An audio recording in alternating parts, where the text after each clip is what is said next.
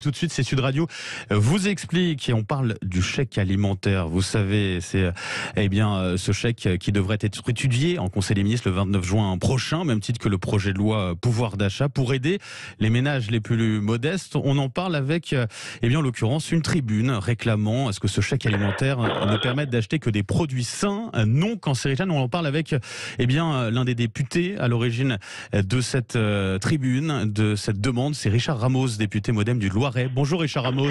Bonjour à vous. Et bienvenue sur Sud Radio. Merci d'être avec nous ce matin. Expliquez-nous déjà un petit peu qu'est-ce qui vous a poussé finalement à lancer cet appel. Vous êtes une cinquantaine de députés à lancer cet appel depuis hier. Deux choses. La première, c'est qu'on sait qu'aujourd'hui, les plus pauvres, les plus humbles en France, c'est ceux qui mangent le moins bien, parce que certains industriels mettent des produits qui sont dangereux pour la santé, pour leur santé, parce que on veut leur vendre des produits pas chers, mais pour vendre des produits pas chers, qu'est-ce qu'on fait? On met des produits qui tuent dedans, notamment le sel nitrité dans la charcuterie. Et donc, ce combat que je mène depuis 30 ans, c'est-à-dire que les plus pauvres aient le droit d'avoir une alimentation saine, c'est avec ce chèque alimentaire la possibilité à la fois de répondre à l'immédiateté, c'est-à-dire le pouvoir d'achat, mais faire en sorte que cet argent supplémentaire, ça ne soit pas favorable à des produits qui sont surindustrialisés ou qui contiennent des produits qui sont dangereux. Et donc c'est le combat que je mène, c'est le combat d'une vie, parce qu'on ne peut pas avoir deux alimentations en France, une pour les pauvres et une pour les riches. On sait que vous vous battez effectivement depuis de longues années sur ce sujet-là.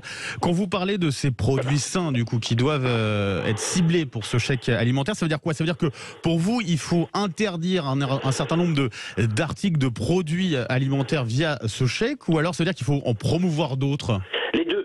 J'ai envie de dire les deux. Il faut à la fois interdire certains produits, les produits ultra transformés, ou des produits par exemple qui favorisent la déforestation, et les produits qui contiennent trop d'additifs, pour essayer de faire en sorte que les gens les plus humbles, qui sont plutôt tentés parce qu'on les attire par le prix de produits ultra transformés, et donc derrière avec des risques d'obésité, car ne l'oublions pas, la courbe de la pauvreté suit la courbe de l'obésité et des maladies.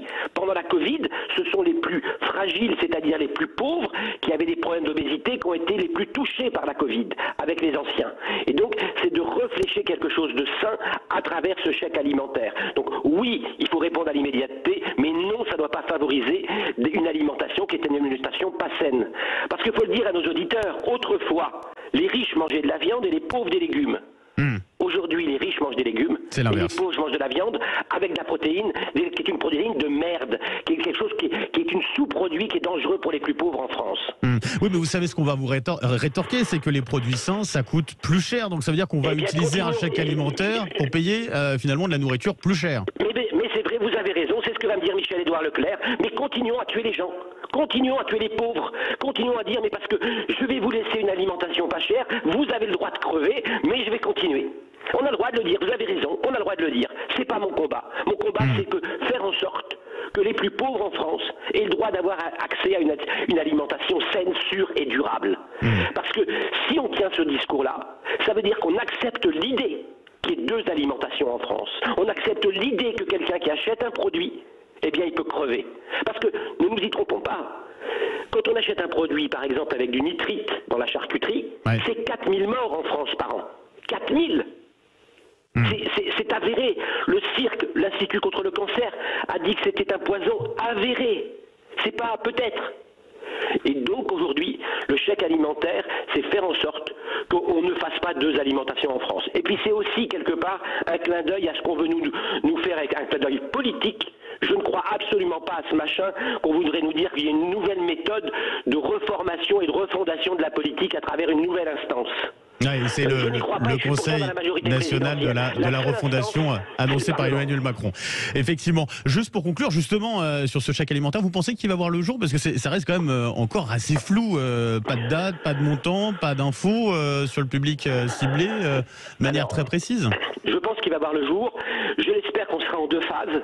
J'espère qu'on sera sur une phase qui sera une phase immédiate, c'est-à-dire que peut-être immédiatement on fait un chèque, allez, j'ai envie de dire, sans qu'il soit fléché, mais que immédiatement au Parlement, on puisse avoir un débat pour que, moi j'estime qu'on va, vous verrez, je pense qu'il y aura 4 milliards d'euros redistribués sur le chèque alimentaire à la fin, et bien là, on puisse le flécher sur des produits sains.